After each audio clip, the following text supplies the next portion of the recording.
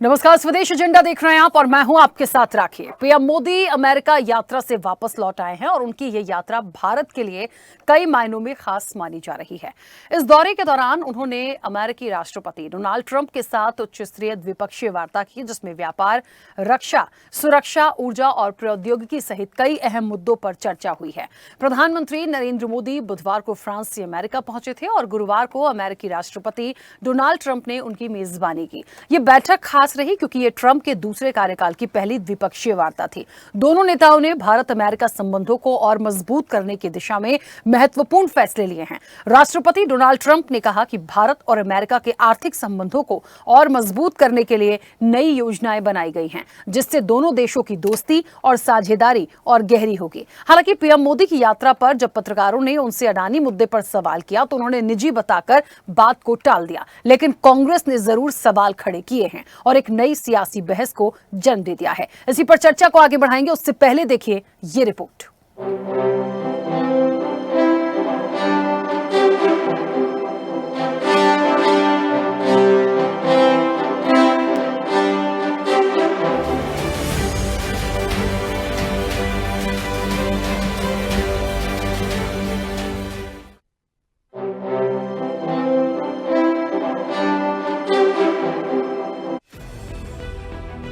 अमेरिकी राष्ट्रपति Donald Trump ने घोषणा की कि अमेरिका भारत को अरबों डॉलर के रक्षा उपकरण बेचेगा और भविष्य में भारत को F-35 स्टील्थ फाइटर जेट्स देने की दिशा में भी काम किया जाएगा। उन्होंने बताया कि 2017 में उनके प्रशासन ने क्वाड सुरक्षा साझेदारी को फिर से सक्रिय किया, जिसमें भारत, अमेरिका, ऑस्ट्रेलिया और जापान शामिल हैं। उन्होंने कहा कि ये सहयोग इंडो पैसिफिक क्षेत्र में शांति बनाए रखने के लिए बहुत जरूरी है। इसके अलावा ट्रंप ने आतंकवाद के खिलाफ भारत और अमेरिका के संयुक्त प्रयासों पर जोर देते हुए कहा कि दोनों देश कट्टरपंथी इस्लामी आतंकवाद से निपटने के लिए पहले से ज्यादा मजबूती के साथ काम करेंगे। अमेरिकी राष्ट्रपति डोनाल्ड ट्रंप का भारत के लिए ये ऐलान एक बेहतर साझेदारी का प्रमाण दे रहा है और आने वाले समय में भारत को एक मजबूती प्रदान करता दिखाई देगा। राष्ट्रपति ट्रंप की जब भी बात आती है तब मेक अमेरिका ग्रेट अगेन हर किसी को याद आता है, हर किसी को उससे प्रेरणा मिलती है। अमेरिका विश्व का सबसे पुराना लोकतंत्र, भारत विशाल लोकतंत्र। हम दोनों का मिलने का मतलब 1+1 2 नहीं, 1 और 1 11 होता है और ये 11 की शक्ति, वो ताकत विश्व के कल्याण के भी काम आएगी। मैं राष्ट्रपति ट्रंप का, मेरे एक अच्छे मित्र का हृदय से आभार व्यक्त करता हूं कि हम फिर से एक बार प्रगति की राह पर नई ऊंचाइयों को छूने के लिए चल पड़े। चलिए आपको बताते हैं वो 10 बड़े ऐलान जो भारत अमेरिका रिश्ते को न सिर्फ मजबूती देंगे बल्कि व्यापार के लिए भी फायदेमंद होंगे। राष्ट्रपति डोनाल्ड ट्रंप ने घोषणा की 2008 के मुंबई आतंकी हमले के आरोपी तहव्वुर राणा को भारत प्रत्यर्पित किया जाएगा। भारत लंबे समय से राणा को सौंपने की मांग कर रहा था। अमेरिका और भारत ने इस्लामिक आतंकवाद के खिलाफ मिलकर काम करने का फैसला किया। ट्रंप ने कहा कि कट्टरपंथी आतंकवाद पूरी दुनिया के लिए खतरा है, इसे रोकने के लिए दोनों देशों का गठबंधन महत्वपूर्ण होगा। ट्रंप ने कहा, भारत एशिया प्रशांत क्षेत्र इंडो पैसिफिक में एक प्रमुख रणनीतिक सहयोगी है। उन्होंने क्वाड, जिसमें भारत, अमेरिका, जापान, ऑस्ट्रेलिया साझेदारी को मजबूत करने की प्रतिबद्धता जताई। अमेरिका ने भारत को और अधिक रक्षा तकनीक और सैन्य उपकरण देने पर सहमति जताई। दोनों देशों ने रक्षा क्षेत्र में संयुक्त उत्पादन, तकनीकी साझेदारी को भी बढ़ाने का फैसला किया। भारत की ऊर्जा जरूरतों को देखते हुए अमेरिका ने भारत को कच्चे तेल और प्राकृतिक गैस की आपूर्ति बढ़ाने का फैसला किया। दोनों देशों ने अक्षय ऊर्जा और स्वच्छ ऊर्जा परियोजनाओं पर मिलकर काम करने की योजना बनाई है। इससे भारत को अपने ऊर्जा संसाधनों को और मजबूत करने में मदद मिलेगी। भारत और अमेरिका ने आर्टिफिशियल इंटेलिजेंस यानी AI के क्षेत्र में सहयोग बढ़ाने का निर्णय लिया। दोनों देश मिलकर उन्नत AI सिस्टम विकसित करेंगे। इस साझेदारी से भारतीय स्टार्टअप और टेक कंपनियों को भी फायदा होगा। अमेरिका और भारत ने अपने व्यापारिक असंतुलन को कम करने पर सहमति जताई। ट्रंप ने कहा कि अमेरिका भारत के साथ व्यापार घाटे को कम करने के लिए नए समझौते करेगा। इससे दोनों देशों के व्यापार को बढ़ावा मिलेगा और निवेश के नए अवसर खुलेंगे। दोनों देशों ने सेमीकंडक्टर निर्माण और क्वांटम कंप्यूटिंग के क्षेत्र में संयुक्त अनुसंधान और विकास पर सहमति जताई। भारत और अमेरिका ने छोटे न्यूक्लियर मॉड्यूलर रिएक्टर विकसित करने के लिए सहयोग करने का फैसला किया। इससे स्वच्छ और टिकाऊ ऊर्जा उत्पादन को बढ़ावा मिलेगा और दोनों देशों की ऊर्जा सुरक्षा मजबूत होगी। भारत क्वाड का मेंबर है। जापान को अमेरिका ने F-35 फाइटर्स दिए हैं, ऑस्ट्रेलिया को दिए हैं, नेटो कंट्रीज को दिए हैं, लेकिन भारत को नहीं दे रहे थे। भारत को जो पहला ऑफर था बाइडेन साहब के टाइम में, वो था कि F-16 फाइटर देंगे। उसका जो नया अवतार है F-21, F-16 पाकिस्तान को 30 साल पहले दे दिया था, तो वो तो कोई मतलब बड़ी चीज नहीं थी। अब चीन के पास 300 5th जनरेशन स्टेल्थ फाइटर हैं, ऑलरेडी हैं, और 10 साल के अंदर कोई 1000 5th जनरेशन स्टेल्थ फाइटर हो जाएंगे। पाकिस्तान को चीन F-35 स्टेल्थ फाइटर बेच रहा है और पाकिस्तान के पायलट्स ऑलरेडी जो है चीन में हैं, ट्रेनिंग ले रहे हैं। मतलब अगले साल जो है वो J-35 चीन का 5th generation stealth fighter Pakistan के पास आ सकता है। यानी पाकिस्तान के पास F-35 के बराबरी के चीनी स्टेल्थ फाइटर अगले साल आ जाएंगे, यानी वो हमसे पहले स्टेल्थ फाइटर ले लेगा। तो ये तो एक अनएक्सेप्टेबल कंडीशन है। आपको चीन को भी संभालना है, चीन से खतरा है, पाकिस्तान से खतरा है। तो ये एक बहुत वेलकम न्यूज़ है कि वो हमको स्टेल्थ फाइटर ऑफर कर रहे हैं, top of the line stealth fighter. Narendra Modi ji का यूएस का ट्रिप बहुत अच्छा रहा है, बेहतरीन दौरा रहा है, बड़ी सारी उपलब्धियां हैं, और उसमें तहव्वुर राणा जो बहुत दिनों से अमेरिका में था, 26/11 का मास्टरमाइंड, उसको भी अमेरिका में सहमति बनाने में मोदी जी कामयाब हुए कि उसको वापस भारत लाया जाएगा। ये बहुत बड़ी कूटनीतिक जीत है और आतंकवाद के खिलाफ एक बहुत बड़ी चोट है। प्रधानमंत्री नरेंद्र मोदी जी को जो सम्मान मिला है वो सम्मान मोदी जी का नहीं है, बल्कि 140 करोड़ जनता का सम्मान है। जिस तरह से डोनाल्ड ट्रंप ने प्रधानमंत्री को इज्जत दी है, उनको कहा है कि वो उनको मिस करते हैं और एक महान नेता बताया है, ये भारतीयों का सीना 56 इंच का हो गया है, क्योंकि प्रधानमंत्री नरेंद्र मोदी जी का सम्मान भारत का सम्मान है, क्योंकि भारत के प्रधानमंत्री के तौर पर वहां गए। और जो अमेरिका और भारत के बीच में जो ट्रेड डील है वो भी हो जाएगी, क्योंकि उसमें भी बहुत सारी सहमतियां बन गई। उधर प्रधानमंत्री नरेंद्र मोदी ने घोषणा की कि अमेरिका में भारतीय समुदाय की सुविधाओं को बढ़ाने के लिए लॉस एंजलिस और बॉस्टन में नए भारतीय वाणिज्य दूतावास खोले जाएंगे। इससे भारतीय प्रवासियों को काउंसलर सेवाओं का लाभ मिलेगा और दोनों देशों के बीच सांस्कृतिक और व्यावसायिक संबंध और मजबूत होंगे। दोनों देशों ने अगले 5 वर्षों में आपसी व्यापार को दुगना करने का लक्ष्य रखा और रणनीतिक साझेदारी को और मजबूत करने पर सहमति जताई। लेकिन विपक्ष ने गौतम अडानी के मामले पर सवाल उठाए हैं। राहुल गांधी ने ट्वीट कर लिखा कि मोदी जी से देश में सवाल पूछो तो चुप्पी और विदेश में सवाल पूछो तो निजी मामला। Well, the United States of America has elected a very mercurial president in the form of Mr. Donald Trump. He has unleashed a trade war on the entire world. And so therefore, while Prime Minister Modi is in Washington DC, Mr. Trump signed an executive order imposing reciprocal tariffs on all nations and has called India repeatedly a serial abuser of tariffs, and the fact that India has the highest tariffs in the world, which is factually not correct. So therefore, under those circumstances, everyone is trying to figure out how to deal with the new incumbent in the White House. कुल मिलाकर Modi Trump की मुलाकात भारत के लिए सार्थक साबित नजर आ रही है। आतंकवाद के मुद्दे पर चर्चा ने पाकिस्तान की टेंशन बढ़ाई है, तो वहीं अमेरिका की तरफ से भारत के लिए F-35 लड़ाकू जेट विमान की पेशकश भारत की सैन्य ताकत को बढ़ाएगा। F-35 दुनिया का सबसे उन्नत लड़ाकू विमान है, जो अपनी अविश्वसनीय गति और उन्नत तकनीक के लिए जाना जाता है। ऐसे में एक तरफ भारत को मजबूती देने की साझेदारी है, तो दूसरी तरफ विपक्ष के सवाल। ऐसे में विकास और व्यापार के बीच सियासी तीर कितने होंगे असरदार, ये देखने वाली बात होगी। चैनल हेड आरपी श्रीवास्तव के साथ एग्जीक्यूटिव एडिटर राखी वर्मा की रिपोर्ट।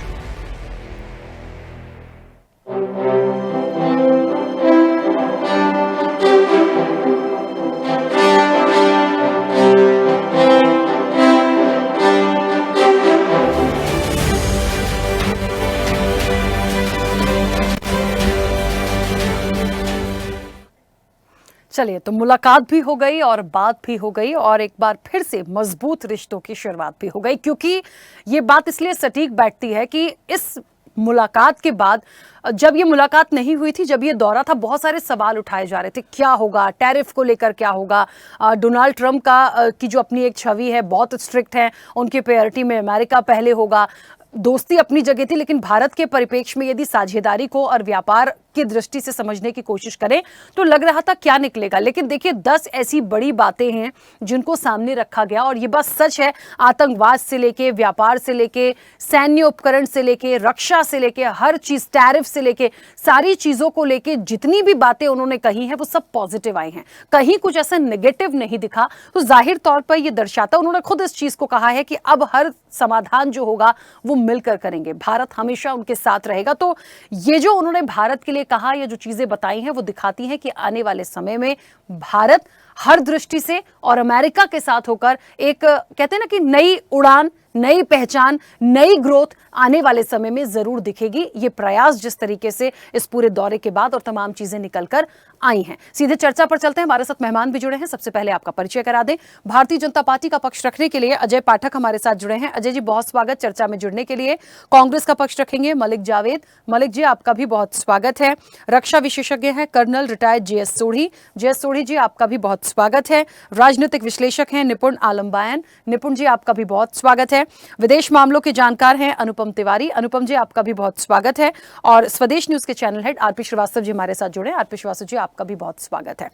मैं चर्चा की शुरुआत सबसे पहले अनुपम जी आपसे ही करूंगी। मुझे सुन पा रहे हैं? जी राखी, मैं आपको सुन पा रहा हूं। अनुपम जी, इस दौरे के बाद, इस मुलाकात के बाद जो बातें आई हैं, जो 10 ऐसे मुख्य बिंदु थे जिस पे हर क्षेत्र को लेकर बात की गई है, बहुत पॉजिटिव रिस्पांस जो डोनाल्ड ट्रंप की तरफ से मिला, पीएम मोदी ने भी कई सारी बातों को रखा, वो भारत के परिप्रेक्ष्य में आप किस तरह से देखते हैं? क्या इन बातों के बाद, इस मुलाकात के बाद जो सामने तस्वीरें आई हैं, क्या अब विश्वास किया जा सकता है कि सब कुछ बहुत अच्छा होगा? देखिए राखी जी, निश्चित तौर पर जो खबरें निकल करके आ रही हैं, जिस तरह के सूचनाएं वहां से प्राप्त हो रही हैं और जिन 10 बिंदुओं की आप बात कर रहे हैं, निश्चित तौर पर माहौल बहुत पॉजिटिव है और पॉजिटिव दिख भी रहा है। लेकिन हमको ये भी याद रखना चाहिए कि डोनाल्ड ट्रंप एक ऐसे व्यक्ति हैं, अमेरिका के राष्ट्रपति एक ऐसे व्यक्ति हैं जो कि बहुत अनप्रेडिक्टेबल है। आज उन्होंने कुछ भी कहा और कल वो अपनी बात से पलट भी सकते हैं, तो हमको इस चीज को भी ध्यान में रखना चाहिए। जहां तक रही दौरे की सफलता की बात, तो मुझे लगता है इस दौरे से 3 महत्वपूर्ण बिंदु बाहर आए हैं। पहला तो ट्रेड की बात हुई है, और ट्रेड एक हमेशा इंपॉर्टेंट एस्पेक्ट रहता है किसी भी बड़े दौरे पर जब राजनेता मिलते हैं। ट्रेड में हमको बेहतर होता दिख रहा है, अमेरिका और भारत के रिश्ते मजबूत होते दिख रहे हैं, और जिस ट्रेड असंतुलन के ऊपर गौर किया गया है वो बहुत वेलकम मूव है, क्योंकि जो ट्रेड का घाटा है, कभी भारत के पक्ष में कभी अमेरिका के पक्ष में झुकता रहता है, तो उसको बैलेंस करने की कोशिश करी गई है। ये बहुत ही वेलकम मूव है। दूसरी चीज थी इमिग्रेशन की। एक बहुत बड़ा पॉइंट था जिसको करीब 1 हफ्ते 10 दिन से चर्चा में था, जब अमृतसर के ऊपर एक एयरक्राफ्ट पे काफी हिंदुस्तानियों को लाया गया था। तो उसके बाद ये लग रहा था कि प्रधानमंत्री इसके ऊपर बात करेंगे। हालांकि अभी तक बहुत खुल करके चीजें नहीं आई हैं कि इमिग्रेशन के मसले पर प्रधानमंत्री मोदी की और राष्ट्रपति ट्रंप की क्या बातें हुई हैं।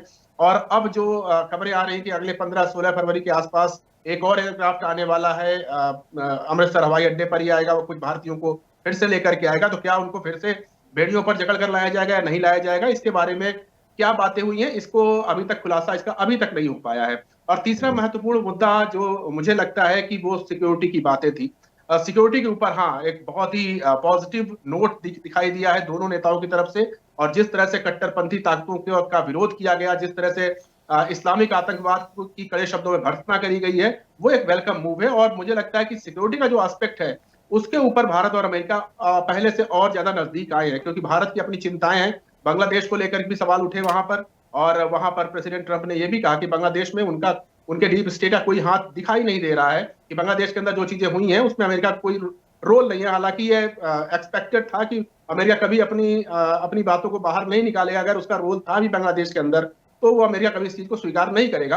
लेकिन जो सिक्योरिटी पॉइंट ऑफ व्यू है, और जिस सिक्योरिटी पॉइंट ऑफ व्यू में मैं F-35 की डील की बात कर रहा हूं, हालांकि अभी ये सिर्फ प्रपोजल आया है और ये नहीं कहा जा सकता कि हम सच में कितनी जल्दी F-35 खरीदने वाले हैं, लेकिन एक ये वेलकम वाली बात है कि जिस F-35 को सिर्फ NATO कंट्रीज यूज करती हैं और उनके अलावा इजराइल, जापान और ऑस्ट्रेलिया ही ऐसे देश हैं जो इसको यूज करते हैं, वो F-35 अगर भारत को मिलेगा तो भारत की ताकत जरूर बढ़ेगी। और जैसा आपने अभी अपने बाइट में भी दिखाया था कि हमको इसके ऊपर बहुत तेजी से जाना पड़ेगा, क्योंकि हमारे पड़ोस में शक्तिशाली दुश्मन है चाइना, और जो पाकिस्तान है वो भी चाइना की एक कॉलोनी की तरह बिहेव कर रहा है, तो हमको उधर से भी ध्यान रखना पड़ेगा। तो सिक्योरिटी और सुरक्षा हमारी जबरदस्त चिंता होनी चाहिए, और इस दौरे से इन दोनों को एड्रेस किया गया है, और ये बहुत ही एक पॉजिटिव एटीट्यूड वाली बात लगती है। बिल्कुल। जे सोढ़ी जी, मुझे सुन पा रहे हैं? जी राखी जी, आपकी आवाज आ रही है। जे सोढ़ी जी, मुझे ऐसा लगता है F-35 जिसका जिक्र हो रहा है आज बहुत ज्यादा, और हमने आज एक और रक्षा विशेषज्ञ को सुना था अपनी इस रिपोर्ट में, उन्होंने भी कहा, लेकिन उन्होंने ये भी कहा है कि हमें चाइना को देखना है, पाकिस्तान को भी हम यहाँ ले जाएं, भले आज कुछ भी ना हो, लेकिन बहुत सारी ऐसी चीजें हैं जो इसके कंपेरेबल में उनके पास ऑलरेडी हैं, तो हमें यदि ये मिलता है हम इसका वेलकम करें, लेकिन दूसरे लोगों के पास पहले से है तो हमें वो सारी चीजें देखनी पड़ेगी। लेकिन क्योंकि आ तो रहा है, हम वेलकम कर सकते हैं। कितना बेनिफिट भारत के लिए? जैन राखी जी, ये मेरा सौभाग्य कि मैं आपके न्यूज चैनल और विख्यात को पैनलिस्ट के साथ हूं। ये जो प्रधानमंत्री नरेंद्र मोदी जी का अमेरिका का दौरा था, व्यक्तिगत तौर पे मोदी जी और डोनाल्ड ट्रंप की जो दोस्ती थी वो बहुत अच्छी थी, और पहले कार्यकाल की तरह ही वो गर्मजोशी दोनों नेताओं में दिखी। लेकिन अगर प्रोफेशनल तौर पे बात करें तो इस बार डोनाल्ड ट्रंप की तरफ से भारत की ओर तीव्रता थी, और इसका सबसे बड़ा बिंदु था कि कई बारी डोनाल्ड ट्रंप ने भारत के टैरिफ के बारे में बात की, भारत को बोला आप हमारा तेल खरीदिए, हमारे F-35 लड़ाकू विमान खरीदिए। दूसरी चीज, जहां तक F-35 की बात है, आज की तारीख में भारतीय वायुसेना को 42 फाइटर स्क्वाड्रन ऑथराइज है, हमारे पास सिर्फ 29.5 स्क्वाड्रन हैं।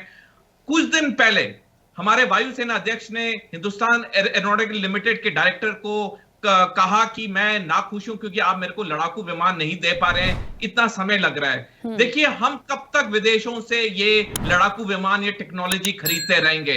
आज 11 साल से ज्यादा हो रखे हैं, हम अपनी टेक्नोलॉजी नहीं बना पा रहे हैं, हमारे पास अपने इंजन नहीं है। क्योंकि एक बुनियादी प्रॉब्लम है हमारे देश में, वो है हमारे पास जो स्टेम यानी साइंस, टेक्नोलॉजी, इंजीनियरिंग, मैथमेटिक्स में जो डॉक्टरेट हैं, PhD हैं, वो बहुत कम है। 2019 के आखिरी आंकड़े हैं पब्लिक डोमेन में भारत के, जिसमें 700 डॉक्टरेट थे स्टेम के, जिसमें से 70% ने भारत की नागरिकता छोड़ दी और बाहर के विदेशों में जाके बस गए। और उसी साल चीन के पास 40,000 डॉक्टरेट थे स्टेम में, अमेरिका के पास 29,000 थे। यानी कि जब तक हम अपनी टेक्नोलॉजी नहीं बनाएंगे, हम विदेशों पे हम निर्भर करेंगे, फायदा विदेशों को होगा। और जैसे अभी जैन GD बख्शी साहब ने अपने बाइट में सही कहा कि जहां तक चीन और पाकिस्तान की बात है, वो तो हमसे बहुत आगे हैं सैनिक तैयारी में। 2 साल पहले 7 अगस्त 2023 को जनरल MM नरावने, जो कि भारतीय सेना के 28वें सेना अध्यक्ष हैं और 3 साल पहले रिटायर हुए थे, उन्होंने 2 साल पहले द प्रिंट में लेख लिखा कि भारत पे जब 2 फ्रंट वॉर होगी, भारत के लिए बहुत दिक्कत पैदा होगी। हमें ना अमेरिका पे ना रूस पे, हमें किसी पे भरोसा नहीं करना चाहिए। 4 दिन पहले हमने देखा राखी जी कैसे अमेरिका ने यूक्रेन से अपना हाथ वापस ले लिया। मेरे कहने का मतलब है, जहां पे ये सौदे हैं, ये अमेरिका के लिए फायदे, अमेरिका का पैसा बढ़ रहा है, अमेरिका में नौकरियां आ रही हैं, लेकिन हमें फोकस करना चाहिए अपनी टेक्नोलॉजी पे, अपने मिलिट्री इंडस्ट्रियल कॉम्प्लेक्स पे। ठीक है, ठीक है। सोढ़ी जी, वापस आऊंगी। अजय जी, मुझे सुन पा रहे हैं? जी अजय जी, एक सुझाव जिस तरह से रक्षा विशेषज्ञ ने दिया है, मुझे लगता है, देखिए, यात्रा बहुत सफल मानी जा रही है, बहुत सार्थक बातचीत हुई है, और जो पॉजिटिव आए हैं, 10 महत्वपूर्ण बिंदुओं पर बात हुई है, वो भारत के लिए बहुत अच्छे, इसको कोई भी नकार नहीं रहा।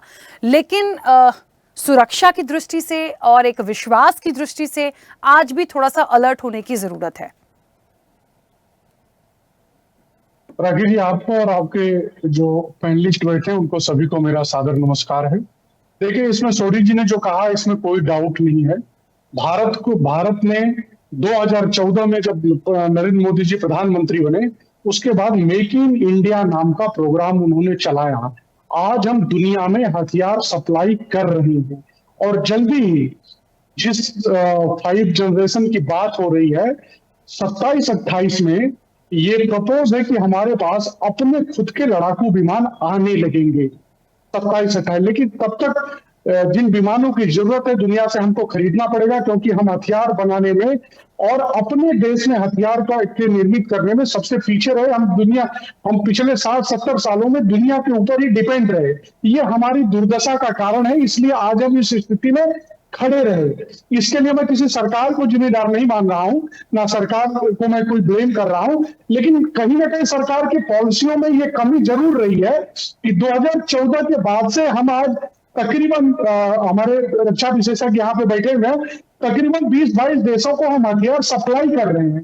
तो हमसे हथियार ले करके जा रहे हैं। आज तक सिर्फ और सिर्फ हम हथियार ले करके आते थे, 1 रुपए का हम कभी प्रोडक्शन करके उनको बेच नहीं पाए। ये बुनियादी फर्क आया है। निश्चित ही 2030 तक का हमारा जो 2030 से 32 तक का हमारा जो लक्ष्य है कि दुनिया के टॉप लड़ाकू विमान हम भारत में बनाने लगेंगे, उस लक्ष्य को हम जल्दी कैसे पा सकते हैं उस पर भारत सरकार काम कर रही है और उस पर हम सक्सेस होंगे। ये हमारी दृढ़ संकल्पना है हमारी सरकार की। दूसरी चीज, दुनिया में आज जो हो रहा है उससे इतर देखें तो भारत ही एक ऐसा देश है जो बड़ी मजबूती से सारी दुनिया को अपने साथ लेकर के चलने के लिए तैयार है और पूरी दुनिया हमारे साथ चलने के लिए कदम ताल करने के लिए तैयार बैठी हुई है। चाहे वो रूस हो या अमेरिका हो या दुनिया के अदर कंट्री हो, सब लोग हमारे साथ ही कदम से कदम मिला करके चल रहे हैं। दुनिया में चाहे जितना प्रॉब्लम खड़ा हुआ, लेकिन प्रधानमंत्री मोदी की तरफ एक पॉजिटिव दृष्टि से लोग देख रहे हैं कि अगर विश्व में कोई लीडरशिप है जो दुनिया को पॉजिटिव चीजें दे सकती है तो भारत है और भारत के प्रधानमंत्री हैं। इसलिए डोनाल्ड ट्रंप जी जितनी बातें किए हैं, आज तक जो शंकाएं थी कि अमेरिका जाने पे क्या होगा, अमेरिका में किस तरह की प्रॉब्लम खड़ी हो जाएगी, ट्रेड में क्या होगा, वो सारी चीजें मिनिमाइज हो गई और दुनिया भर के जो इन्वेस्टर हमारे यहाँ इन्वेस्ट करने के लिए आते थे उनकी भी शंकाएं समाप्त हो गई एक तरह से प्रधानमंत्री जी के इस दौरे से। ठीक है अजय जी, ठीक है जो अजय जी, ठीक है अजय जी, मैं वापस आऊंगी। ठीक है, वापस आती हूँ। मलिक जी, मुझे सुन पा रहे हैं?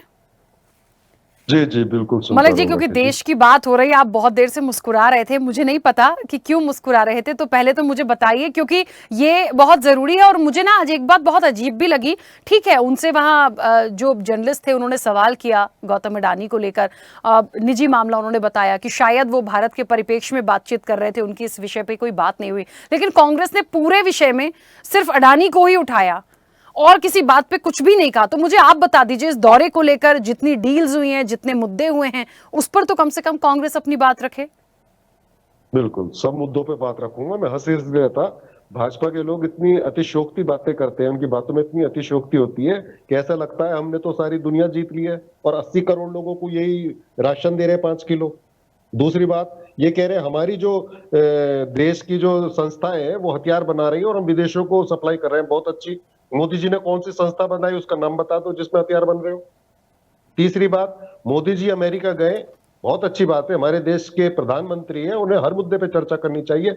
अभी दिल्ली एम्बेसी में आप एप्लीकेशन लगाइए वीजा की, कितने दिन में वीजा अपॉइंटमेंट मिल रहा, जो 14 दिन में वीजा मिलके स्टैंप लग के हाथ में आ जाता था विजिटर वीजा, वो पता कर लीजिए कितने दिन में मिल रहा है। 300 दिन का भी अपॉइंटमेंट नहीं मिल रहा है अमेरिका का।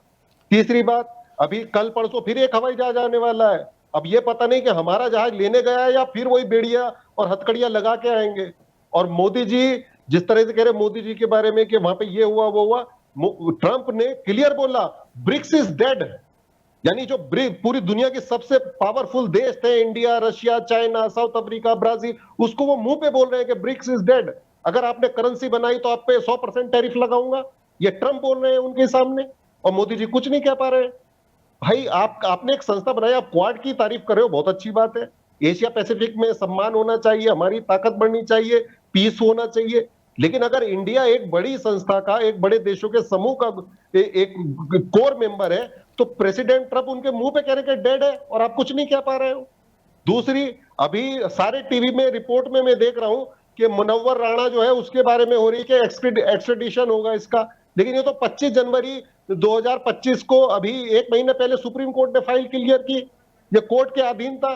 2011 में मिनिस्ट्री ऑफ होम और ministry of external affairs India ने फॉर्मल रिक्वेस्ट डाली थी अमेरिका को कि इसको हमें एक्स्ट्राडाइट करके दीजिए। तो डंका दूसरे तरीके से बजाती हैं भाजपा के लोग और झूठ फैलाने का काम करते हैं। और दूसरा एक सवाल और पूछना चाहूंगा, F-35 जो है वो इंडिया ने प्रपोज किया, रिक्वेस्ट किया कि हमें दीजिए, या वो थोप रहे हैं, बेचने की कोशिश कर रहे हैं अपनी चीज? अभी सोडी जी ने कहा वो गैस भी बेचना चाहते हैं, पेट्रोलियम भी बेचना चाहते हैं, तो अपनी चीज तो बेच रहे हैं, हमारी क्या ले रहे हैं? अपनी चीज दे के आओगे या लेके आओगे? अब भारत के जो वहां पे बताया जा रहा है कि 7.5 लाख लोग इलीगल इमिग्रेंट हैं, उनका क्या भविष्य है? क्यों हमारे देश की महिलाएं जो है सी सेक्शन से ऑपरेशन करा के बच्चा पैदा कर रही है वहां पे, उस पर क्या चर्चा हुई? मोदी जी, ट्रंप ने पेरिस क्लाइमेट जो एग्रीमेंट था उससे वापस ले लिया अपना नाम, उन्होंने WHO से सारे फंडिंग वापस ले ली। इंडिया में जो भी वो WHO में काम करते थे, फंडिंग देते, सबसे ज्यादा इंपैक्ट इंडिया पे पड़ रहा है, क्योंकि जो सोशल सेक्टर था, मलेरिया हो, बड़ी टीबी हो, सब पे बीमारी पे फंडिंग आती थी यूएस से, वो सब खत्म हो गई। तो कहने का मतलब क्या है, आप चर्चा किस बात पे कर रहे हो? इलोन मस्क के साथ बैठक कर रहे हैं, उसमें कौन कौन बैठा है? हमारे विदेश मंत्री बैठे हैं, हमारे NSA बैठे हैं, हमारे बड़े बड़े अधिकारी बैठे हैं, और एलोन मस्क के साथ कौन है? 3 छोटे बच्चे, उसकी गर्लफ्रेंड और एक नैनी। तो क्या चर्चा हो रही है? आज देश जो है दुनिया में कह रहे भारत की तरफ देख रहा है, 80 करोड़ लोगों को हम खाना नहीं दे पा रहे हैं। और दूसरा, सेना की बात होती है, सेना के नाम पे बहुत वोट छोड़ते हैं ये। सेना में 1.5 लाख से ज्यादा पद पड़े हैं, कौन से पद हमारी को इन्होंने? चलिए मलिक जी और अजय जी, एक सेकंड। देखिए राखी जी, मैं सिर्फ एक 30 सेकंड की बात रखूंगा। कांग्रेस के शशि थरूर जी ने प्रधानमंत्री के विजिट को सबसे सक्सेसफुल विजिट बताया है। अब ये कांग्रेस के प्रवक्ता की बात मानेगा देश, या उस शशि थरूर जी की बात मानेगा? दूसरी चीज, कांग्रेस हताश, निराश और निराशा में ही गर्त में चली जा रही है। कांग्रेस इस देश में कुछ भी अच्छा देखना चाहती नहीं है। इस देश के प्रति कांग्रेस का रवैया निगेटिव है। ये तो वो लोग हैं जो भारतीय स्टेट के खिलाफ जंग लड़ रहे हैं। ये भारतीय स्टेट के खिलाफ ये लोग जंग लड़ने वाले लोग हैं। इनका तो नेता अपने उद्घाटन में बोलता है, कार्यालय के उद्घाटन में, कि हम तो इंडिया स्टेट से जंग लड़ रहे हैं। तो इनकी सोच इसी तरह की। दूसरी चीज, जो अमेरिका से करके लोग हैं, जिस तरह से लोग गए, किन हालातों में वो लोग वहां पे गए, डंकी रूट्स के थ्रू क्यों गए वहां पे, अपनी जान को जोखिम में डाल करके क्यों गए वहां, 50 लाख, 1 करोड़, 2 करोड़, 70 लाख रुपए खर्च करके जाने की क्या जरूरत थी? अमेरिका इस तरह से क्यों गए? ये सदैव से ये लोग हमेशा से जो घुसपैठिए हैं उनके पक्ष में खड़ा होने का कांग्रेस की रणनीति रही है। आतंकवाद, माओवाद और घुसपैठ, ये कांग्रेस की संजीवनी है। कांग्रेस इसी संजीवनी से चलने वाली पार्टी है। ठीक है अजय जी, मैं जवाब भी लूं, मलिक जी भी समय मांग रहे हैं, 2 मेहमान और बचे हैं। मलिक जी 1 मिनट लूंगा। ये शशि थरूर जी की बात कर रहे हैं, सुब्रमण्यम स्वामी के ट्वीट पढ़ लीजिए क्या क्या बोल रहे हैं वो कह रहे हैं 4000 स्क्वायर किलोमीटर जो है चीन ने जमीन कब्जा ली। दूसरा, तो किसने किसकी कब्जा ली? आपके नाना ने कब्जा की। आप बीच में क्यों बोलते हो? जब मेरी जो आस्काई चीन नेहरू ने बनाया उसको कब्जा, उससे ट्वीट कर रहे हो? आप बीच में क्यों बोल रहे हो? सुनिए ना। हाँ, 22 राउंड की वार्ता फेल हुई है हमारी इंडियन आर्मी और PLA के बीच में। क्यों हुई है? अगर कुछ नहीं हुआ है तो क्यों गलवान घाटी में 20 जवान शहीद हुए? 80 से लेकर के 87 तक इंदिरा और राजीव गांधी कौन सी वार्ता कर रहे थे जब कुछ लिए नहीं थे? तो सुन लीजिए, आप खूब जवाब देना। क्या चर्चा कर रहे थे? क्यों PLA से चर्चा कर रहे थे जब कोई चीज गया ही नहीं था? तो अरे आप ताकतवर हो, आप विश्वगुरु हो, आप डंकापति हो। हम नहीं थे डंकापति, हमने तो कोई था ही नहीं। भूगोल बदल दिया था, पूरी दुनिया का भूगोल बदल दिया था, 2 देश बना दिए थे। हमने जब गलवान तो चाइनीज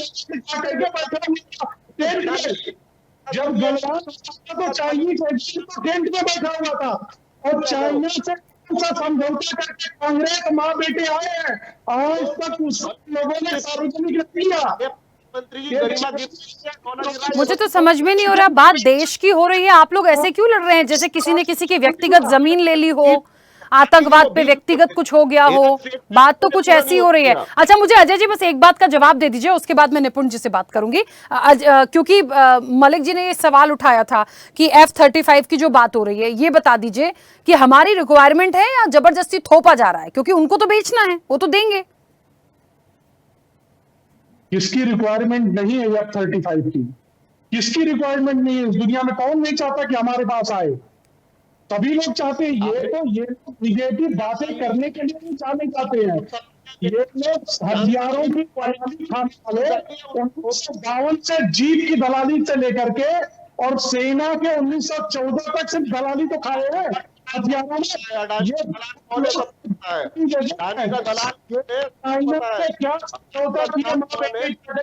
ठीक है, चलिए अजय जी एक सेकंड रुकिए, मलिक जी आप भी रुकिएगा। निपुण जी आपकी प्रतिक्रिया सर सबसे पहले इस पूरी यात्रा पर, जितने अहम मुद्दे आए, जितने अहम मुद्दों को शामिल किया गया है और रक्षा की दृष्टि से भी जो बात हो रही है, इसे आप किस तरह से देखते हैं? ठीक है अजय जी प्लीज रुकिए 1 मिनट।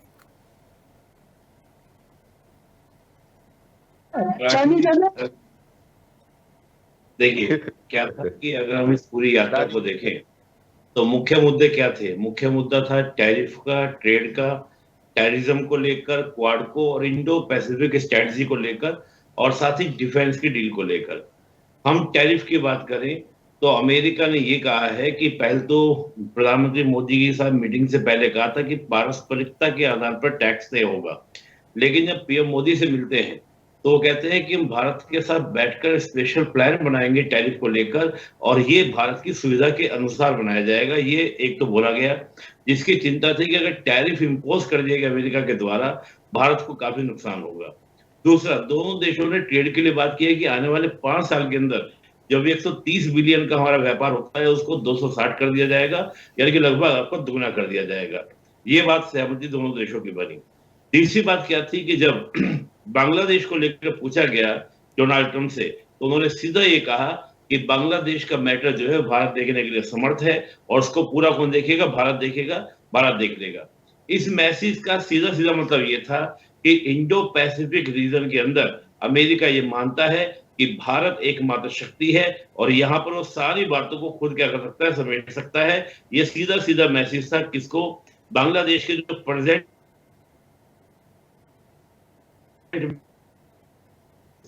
तीसरा, पाकिस्तान को लेकर बोला कि आतंकवाद को लेकर हम सहयोग करेंगे, और प्रधानमंत्री मोदी जी ने स्पष्ट कहा बॉर्डर यानी कि जो आपका क्रॉस बॉर्डर टेररिज्म होता है उसको लेकर काम किया जाएगा। अब यहाँ पर बात हो रही थी F-35 की। एक्चुअली क्या है राखी जी, F-35 का ऑफर अमेरिका के द्वारा दिया गया है कि हम चाहते हैं आप लें, और आज सुबह का पाकिस्तान के जो विदेश मंत्री हैं उनका जो विदेश मंत्रालय उसका वक्तव्य देखेंगे तो उनका कहना ये था, हम बड़े कंसर्न है कि F-35 का ऑफर कैसे दे दिया गया। पिछले दिनों की बात है कि टर्की ने F-35 का ऑफर लिया था अमेरिका से, लेकिन वैसे S-400 जैसे खरीदा रशिया से, तो हुआ क्या? अमेरिका ने F-35 की डील कैंसिल कर दी। लेकिन हमारे साथ क्या हुआ है? एक स्पेशल बिहेवियर हमारे साथ किया गया। हमारे पास ऑलरेडी S-400 है, और अमेरिका कह रहा है कि S-35 आप हमसे ले लीजिए, यानी कि आप हमसे फाइटर जेट 35 ले लीजिए। इस समय वर्ल्ड का नंबर 1, लेकिन इसकी जो कॉस्ट है वो 80 मिलियन है, और जिस प्रकार से इंडिया इसमें चाहता है कि नए नए रिफॉर्म्स हो तो करीब 100 मिलियन का आपका हो जाएगा। लेकिन वहीं जब रशिया की बात करते हैं तो रशिया का जो सुखोई 56 है वो हम बात करें कि काफी माना जाता है कि काफी सिमिलरिटी है। 3 जो एयरक्राफ्ट है, हम फाइटर जेट्स की बात करें तो एक तो चीन का है Z-20, आपका रशिया का है आपका सुखोई 56, और अमेरिका का है F-35। तीनों को काफी कंपेयर माना जाता है। अगर हम बात करते हैं सुखोई की, तो सुखोई की जो कीमत है वो करीब 30 मिलियन है। लेकिन बात क्या है कि जो रशिया का सुखोई जो अब हम जेट की बात करें तो उनका कहना ये है कि हम इंडिया में ही उसको डेवलप करेंगे, लेकिन अभी इंडिया ने किसी तरह का कोई भी बात को एक्सेप्ट नहीं किया है। इंडिया अभी तोलेगा, मापेगा कि हमको क्या करना है क्या नहीं करना है। लेकिन ये इंडिया की डिप्लोमेसी की, इंडिया की फॉरेन पॉलिसी को दिखाता है कि अमेरिका ने टर्की को F-35 नहीं दिया F-400 लेने के कारण, लेकिन भारत को देने को तैयार है। तो that is the success of our. और अगली बात, हम आतंकवाद की हर एक इंटरेस्टिंग बात जो डोनाल्ड ट्रंप से पत्रकार ने पूछा कि ये बताइए कि क्या जो डीप स्टेट था यानी कि जो जॉर्ज सोरोस थे, क्या उन्होंने भारत में कुछ डिस्टर्बेंस करना चाहा और स्पेशल मेंशन किया कि 2024 के चुनाव को प्रभावित करना चाहा? तो यहाँ पर डोनाल्ड ट्रंप का कहना यह था, हो सकता है प्रभावित करने का प्रयास किया हो। अब हो सकता है इसका मतलब कौन क्या निकालता है, आई डोंट नो, लेकिन मैं इसका मतलब ये निकालता हूं कि वो निश्चित रूप से किया गया। और अगर कोई भी विदेश नीति को लेकर, यानी कि हमें जब राष्ट्र नीति की बात करें, विदेश नीति की बात करें, किसी को व्यंग लगता है और वो वैसे हंसता है जिस प्रकार से हंसना नहीं चाहिए, तो मैं समझता हूं कि वो राष्ट्र के हित के साथ ही नहीं, पूरे देश के 140 करोड़ लोगों से मजाक करता है। तो मैं समझता हूं कि कांग्रेस को कई बार सीरियस हो जाना चाहिए जब बात हो राष्ट्र नीति की, जब बात हो विदेश नीति की। अब मैंने जितने आपको दावे किए हैं, जितने मैंने आपको फैक्ट्स बताए, ये फैक्ट्स तो आपके दावे से हैं जो डोनाल्ड ट्रंप और पीएम मोदी के बीच में हुई है। मुझे लगता है कि बहुत अच्छी मीटिंग रही और बहुत शानदार मीटिंग रही है। ठीक है, चलिए आरपी श्रीवास्तव जी, इस पूरे दौरे को, इस पूरे अहम बिंदुओं को, जो 10 बड़े ऐलान जिनको कहा जा रहा है वो भारत के परिप्रेक्ष्य में है, बहुत पॉजिटिव आए हैं, इसको सबने कहा। अब जो कहते हैं, मैं इसको कहूंगी मीन मेख निकालने की जो कोशिश की जा रही है या कहा जा रहा है, इसे आप कैसे समझते हैं? देखिए राकेश जी, जिस तरह से मुलाकात हुई ट्रंप से भारत के प्रधानमंत्री की, आपने देखा होगा कि उनकी बॉडी लैंग्वेज और तमाम फौरी तौर पर अगर आप देखें तो ऐसा लगता है कि काफ़ी अच्छी मुलाकात हुई है और दोनों देशों के बीच एक रिश्ते की जो बात है, वो जो आपने कहा ना कि मजबूत होंगे, तो होने की संभावना लगती है। संभावना इसलिए बोल रहा हूँ कि ट्रम्प नो डाउट कि बड़ा अनप्रेडिक्टेबल है, वो कब क्या करते हैं कोई भरोसा नहीं रहता, लेकिन इतना भी नहीं है कि एक शक्तिशाली देश का राष्ट्रपति अगर इस तरह की मुलाकात होती है, डिप्लोमेसी जिस तरह की है, या जो आपने देखा कि 10 महत्वपूर्ण फैसलों पर बात हुई, तो हमें लगता है कि कहीं न कहीं जो भारत की आज की जो स्थिति है, जिस तरह से भारत जिस गति से आगे बढ़ रहा, और अमेरिका कभी नहीं चाहेगा कि भारत से मजबूत रिश्ते ना हो, क्योंकि उसका जो सबसे बड़ा कॉम्पिटिटर है वो चीन है, चाइना है, और वो उसका अमेरिका से इसे पाकिस्तान से काफ़ी ये है झुकाव है। इधर हमारे सामने एक बांग्लादेश है जिसमें जो चाइना की एंट्री है। तो इन सारी चीज़ों को देखें तो निश्चित रूप से अमेरिका ये चाहेगा कि भारत जैसा शक्तिशाली देश, उसके साथ उनकी दोस्ती बरकरार है। जहाँ तक टैरिफ का सवाल है, टैरिफ लगाना है कि नहीं लगाना है, पहले जिस तरह की घोषणा किया ब्रिक्स देशों को लेकर के, जो अमेरिका ने कहा कि इन देशों पर भारी जो टैरिफ लगाएंगे, चाहे चाइना हो, रसिया हो, भारत हो, सबको समेट दिया। लेकिन अभी जिस तरह की बात हो रही है कि उनसे अलग से समझौता करेंगे, तो ये भारत के लिए बड़ी अच्छी बात है। एक तीसरी सबसे बड़ी बात है, जहाँ तक ये F-35 विमान को खरीदने की बात है। आप देखिए, भारत को भी ज़रूरत है, उसको बेचने की, दोनों की ज़रूरत है। मैंने आप ये मान के चलिए कि भारत को खरीदने की ज़रूरत है, उसको बेचने की ज़रूरत है। खरीदने की इसलिए ज़रूरत है कि हमारे पास इस तरह के विमान होने चाहिए, हमारी सैन्य शक्ति में इजाफा होना चाहिए। दूसरी तरफ है कि चूँकि हथियार निर्माता है, निश्चित रूप से अपना जो है पूरी दुनिया भर में ग्राहक तलाशते हैं। तो उनका ये कहना है कि अगर मान लीजिए F-35 हमको मिलता है तो हमारी सैन्य शक्ति बढ़ती है और ये हमारी ज़रूरत भी है। जहाँ तक इसको लेकर के अपने देश में अभी बात हो रही थी कि अपने देश में इसका निर्माण क्यों नहीं, अब सोडी जी ने बड़े स्पष्ट ढंग से कहा। तो हमें लगता है कि इतने सालों में अगर हम इस दिशा में आगे नहीं बढ़ पाए, हमेशा हम दूसरे देशों पर डिपेंडेंट रहे, तो उस दिशा में अगर आप उसमें देखा गया कि रक्षा जो उपकरणों में, तमाम चीज़ों में साझेदारी बढ़ाने की बात अमेरिका कर रहा। तो हमें लगता है कि ट्रंप और कहा ना कि देखिए, ट्रंप ने इस बात को उनको बोला कि आई मिस यू, तो मतलब उनको उनके साथ लगता है कि कहीं न कहीं आत्मीयता ज़रूर है मोदी जी के साथ, और होना भी चाहिए, क्योंकि पिछले चुनाव में जिस समय ट्रंप हारे थे, उस समय मोदी जी ने भी काफ़ी ये एक्सपेक्ट किया था कि अगले टर्म में होंगे ट्रंप तो कुछ और रिश्ते मजबूत होंगे।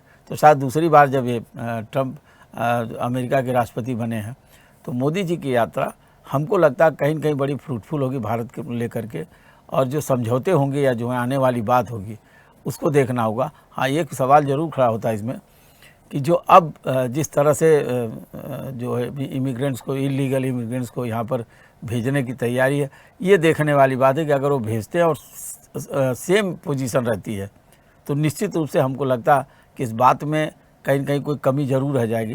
लेकिन फिर ओवरऑल अगर आप देखिए पूरी यात्रा को, तो प्रधानमंत्री जी की यात्रा हम मान सकते हैं कि अपने देश के लेकर के कूटनीतिक दृष्टि से, रणनीतिक दृष्टि से इसको सफल माना जा सकता है। बिल्कुल, क्योंकि समय की सीमा है, बहुत जल्दी से एक छोटा सा सवाल है, बहुत जल्दी अपनी बात रखिएगा। अनुपम जी, जो 10 बड़े ऐलान की बात हो रही है और ये जो वादा किया जा रहा है एक दूसरे की दोस्ती को दिखाते हुए, साझेदारी को लेकर जो कहा जा रहा है, मिलकर सारी चीज़ों का समाधान होगा। हालांकि आपने एक चीज़ शुरुआत में ही कह दी थी कि ठीक है, एक्सेप्टेबल है, लेकिन उतना ज़्यादा ट्रस्ट नहीं किया जा सकता। लेकिन जिन सेक्टर्स को, चाहे एआई को शामिल किया गया है, आप एनर्जी सेक्टर में जाइए, ऊर्जा में चले जाइए, मतलब कुल मिलाकर रक्षा से लेकर हर सेक्टर ऐसा है जिसको इंक्लूड किया गया है। तो यदि उस पर वाकई में काम करते हैं, यदि मिलकर उस साझेदारी के साथ, तो भारत के लिए तो मैं बहुत अच्छा देख पा रही हूं। लेकिन क्या अभी इस चीज पर पेच फंस सकता है? जैसे F-35 आना है, वो देना चाहते हैं, जैसे निपुण जी भी कह रहे थे कि कई जगह पे वो डील को कैंसिल कर चुके हैं, लेकिन यहां वो एग्री हैं। तो क्या ये उनकी वाकई आत्मीयता है मोदी जी के साथ, वो दोस्ती है, वो पॉजिटिविटी है उनकी कि वो इस चीज को लेकर सारे सेक्टर्स पर हम उनको पॉजिटिव लें यहां पर? या फिर हो सकता है कोई मान लीजिए नहीं ऐसी बात बनी या नहीं हो पाया, तो हो सकता है वो कल को ना भी कर दें इन चीजों के लिए। क्या हम यहां पर इस चीज को होल्ड करें अभी? देखिए राखी जी, बहुत अच्छा सवाल है। भविष्य को लेकर के हमें उत्सुकता तो होनी चाहिए, लेकिन हम बहुत ज्यादा आश्वस्त नहीं हो सकते हैं। और एक छोटा सा बिंदु जो इस पूरी मुलाकात में सामने आया है, वो बहुत रोचक भी है। जब डोनाल्ड ट्रंप ने प्रधानमंत्री मोदी के लिए कहा कि लोग मुझे निगोशिएटर बोलते हैं, लेकिन प्रधानमंत्री मोदी बहुत टफ निगोशिएटर है, और उसके बाद हंसते हुए प्रधानमंत्री मोदी ने कहा कि my dear friend Donald Trump. तो इससे दोनों के व्यक्तित्व का पता चलता है, और इससे ये भी पता चलता है कि अंदर खाने किस तरह के निगोशिएशन हुए हैं, किस तरह की बातें हुई हैं। और ये इसलिए महत्वपूर्ण है क्योंकि बार बार इंडो पैसिफिक की बात आ रही है, बार बार चाइना को काउंटर करने की बात आ रही है। तो निश्चित तौर पर भारत एक ऐसी जगह रखता है डोनाल्ड ट्रंप के सामने कि वो चाइना को कम्पीट कर सकता है। और ये मजबूरी बन जाती है अमेरिका की कि वो भारत को मजबूत करे, इंडो पैसिफिक के अंदर भारत का कद बढ़ाए। और भले ही उसके लिए अगर अमेरिका को अपने कुछ नियमों में बदलाव भी करना पड़ेगा तो वो करेगा।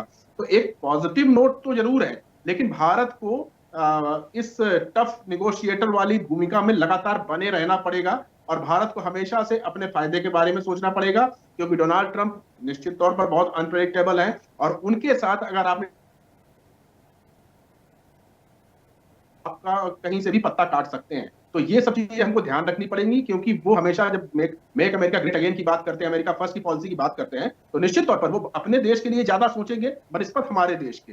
तो हमको हमेशा एक टफ निगोशिएटर बन करके रहना है, और जो भविष्य है, जो उत्सुकता है, उसको देखते हुए अभी ये शुरुआत लगती है। जो आज की मीटिंग जो मीटिंग से सब कुछ निकल करके आ रहा है, वो एक शुरुआत लगती है।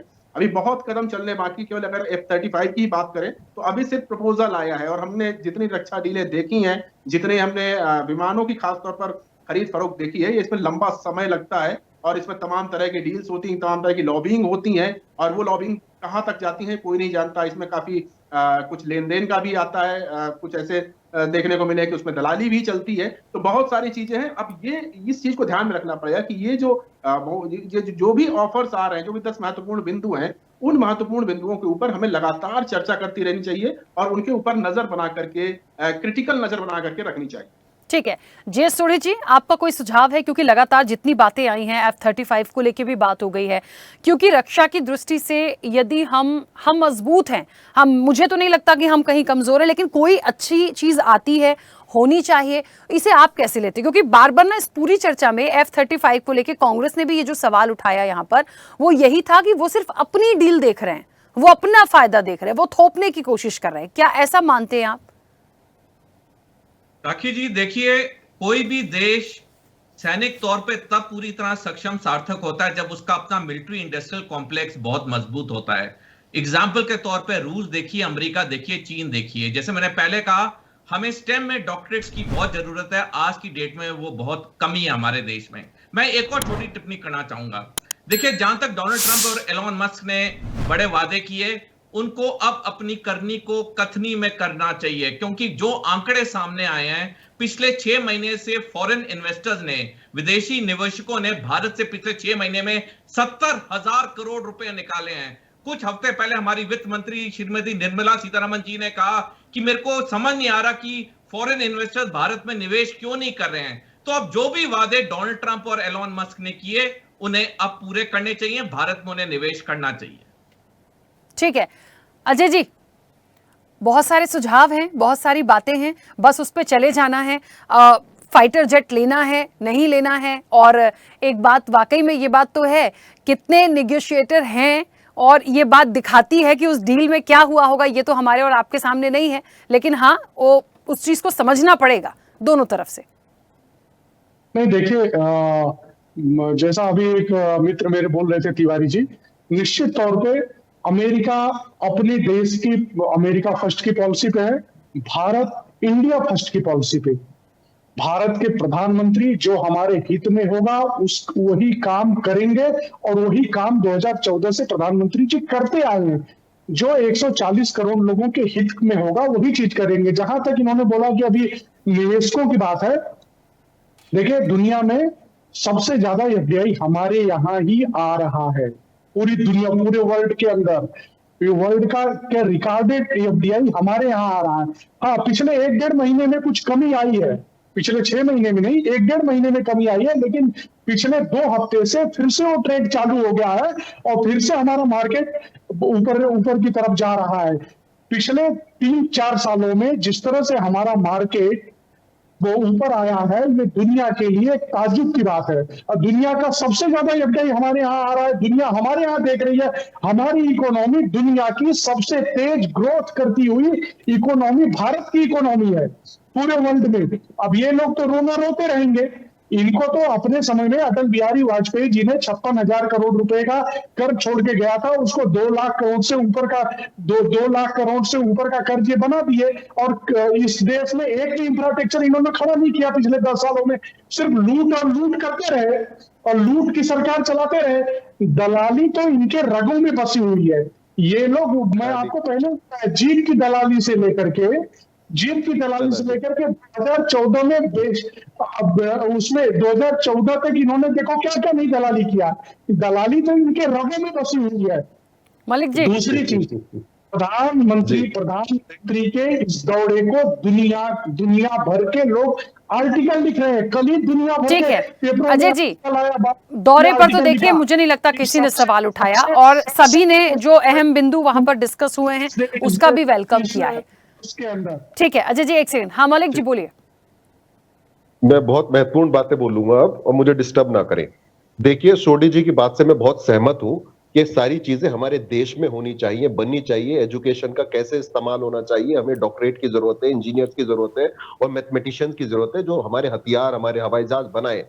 फॉर एग्जाम्पल, यूपीए सरकार ने राफेल डील की थी जिसमें 136 विमान खरीदे जाने थे और 570 करोड़ का एक विमान, 526 करोड़ का एक विमान था। और फिर पीछे बोल रहे हो आदमी हो जाओ, बीच में क्यों नहीं वो हमारे देश में तुम्हारे 10 जनता की दलाली खाने। अजय जी बोलने तो दीजिए, वो आपको इंटरप्ट नहीं कर रहे थे। अजय जी उनकी बात तो पूरी होने दीजिए। वेरी इंपॉर्टेंट बात बोल रहा हूँ यार, आप बीच में बोलते रहते हो। क्यों नहीं बोलूंगा? दलाल हो अडानी के, इसलिए बोलोगे अडानी के दलाल हो। अब मैं डिबेट खराब करूंगा? अडानी की दलाली करने का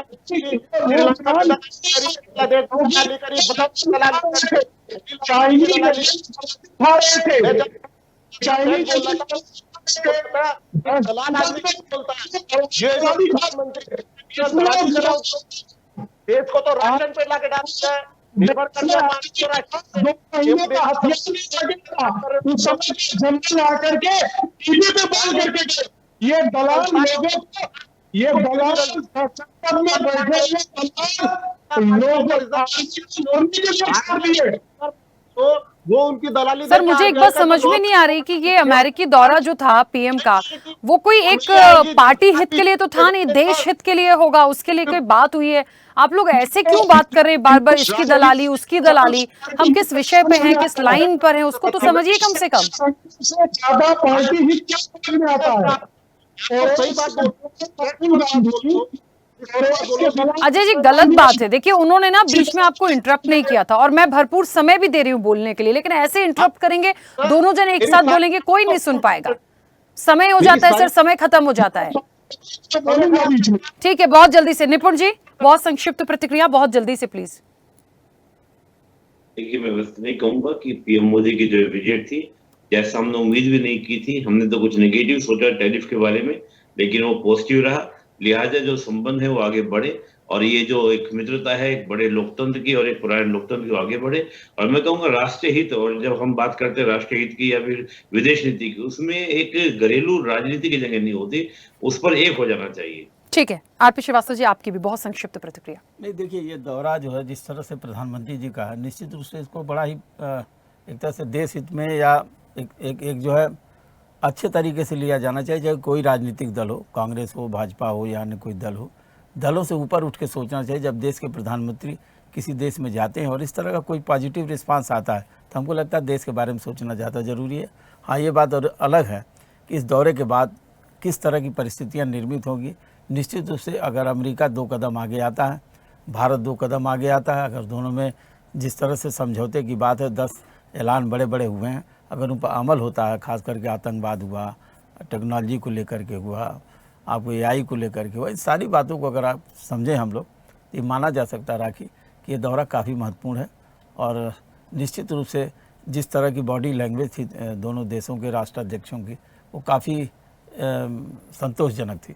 बिल्कुल, चलिए, समय भी हो गया। आप सभी का बहुत शुक्रिया इस चर्चा में जुड़ने के लिए। देखिए, एक बात तो है, अमेरिका दौरा था 2 दिन का, इसके पहले फ्रांस में थे और बहुत सारी चीजों को लेकर आए हैं। बार बार एक ही बात आई है, यदि भारत के परिप्रेक्ष्य में कुछ पॉजिटिव आ रहा है, उसका वेलकम करिए। वो कितना सार्थक होगा, उसको कैसे सार्थक करेंगे पीएम मोदी, क्या प्रयास किए जाएंगे और कितनी अच्छी चीजों को वो एक्सेप्ट करेंगे, किन चीजों के लिए वो बेबाकी से मना भी कर देंगे। तो ये सारी चीजें आने वाले समय की होंगी, लेकिन फिलहाल सुरक्षा की दृष्टि से और बाकी व्यापार की दृष्टि से जो बातें आई हैं, उसकी सभी ने सराहना कीजिए और आने वाले समय में कितना सार्थक होगा, ये देखने वाली बात होगी। फिलहाल चर्चा में इतना ही। बने रहिए स्वदेश न्यूज के साथ, सबसे पहले देश। ऐसे ही वीडियोस के लिए लाइक करें, शेयर करें, फॉलो करें, यूट्यूब पर जाकर सब्सक्राइब कर बेल आइकन दबाना ना भूलें और ताजा अपडेट्स के लिए स्वदेशलाइव.com पर जरूर जाएं।